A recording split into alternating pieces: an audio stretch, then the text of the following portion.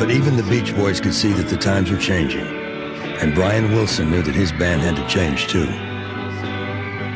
Brian Wilson was in a situation that was very commercial. He was being asked to perpetuate that commerciality, and did for quite a while.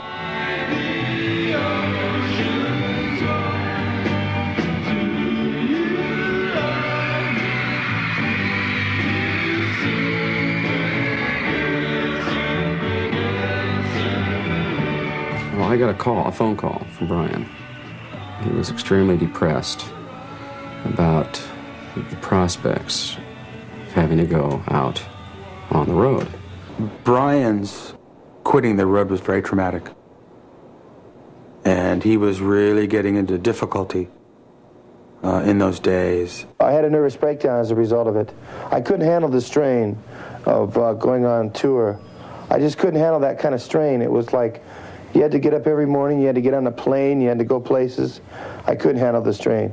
In truth, there was just too much pressure on him. He couldn't be writing and arranging and producing and then going out on the road with this stuff because there was just too much to do.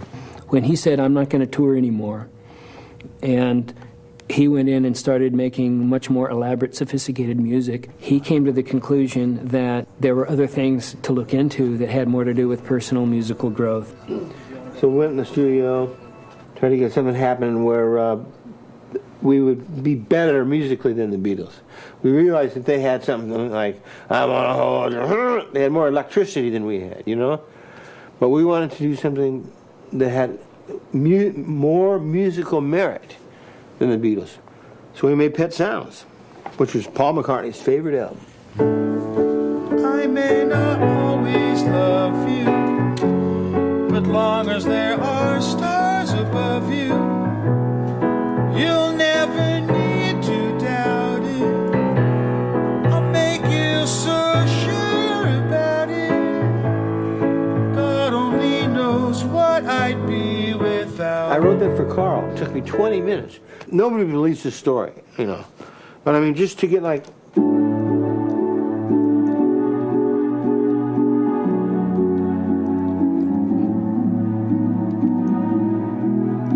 You know, that chord pattern. It took me 20 minutes to get that whole chord pattern. It took about 2 hours to get the lyrics, but 20 minutes. I may not always love you, as long as there are stars above you, you'll never need to doubt it. I'll make you so sure about it. God only knows what I'd be without you. When we made Pet Sounds, we made it based on prayer sessions. Carl and I would pray for people. We'd get together at my house in Beverly Hills and we'd sit at this big round table, you know, and we'd turn the dimmer switch way down low to where we could almost not see each other, you know, and sometimes he'd lead the prayer session and sometimes I'd lead the prayer session, and you know, but we always prayed. We prayed that the Lord help us make a spiritual album for people. Well, sure enough, the Lord did.